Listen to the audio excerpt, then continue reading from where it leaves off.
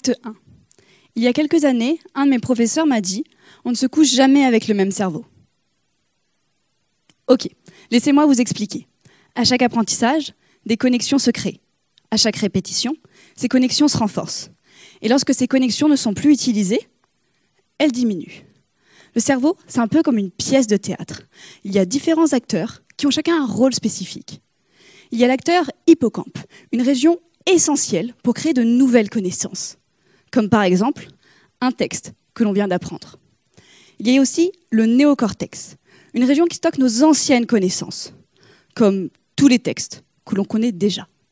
Pour qu'une nouvelle connaissance soit retenue et intègre le réseau de connaissances préexistant, il faut qu'elle soit transférée de l'hippocampe vers le néocortex.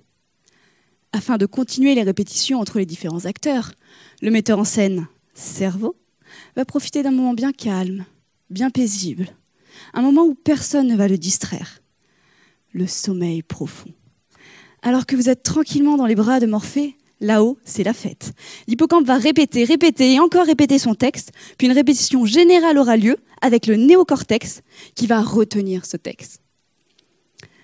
Évidemment, plus le cerveau sera tranquille avec beaucoup de sommeil profond, plus efficaces seront les répétitions et mieux mémorisés seront les textes. Pas mal ce scénario, non?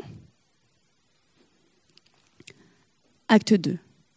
Mais dans toutes les belles histoires, il y a un perturbateur. Et ici, il s'appelle le vieillissement.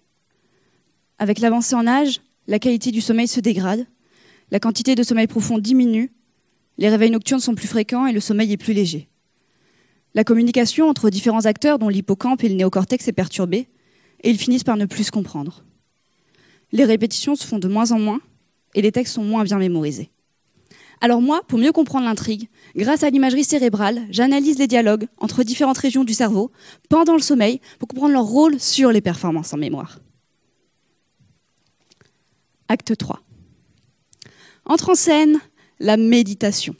Cet exercice mental favorise 3 mécanismes: la conscience de soi, la régulation émotionnelle et le contrôle de l'attention. La pratique permettrait de limiter les effets du vieillissement sur le cerveau. Alors, peut-être qu'en méditant, les différents acteurs communiqueraient mieux entre eux. Et peut-être que le sommeil serait de meilleure qualité. C'est tout l'enjeu de ma thèse.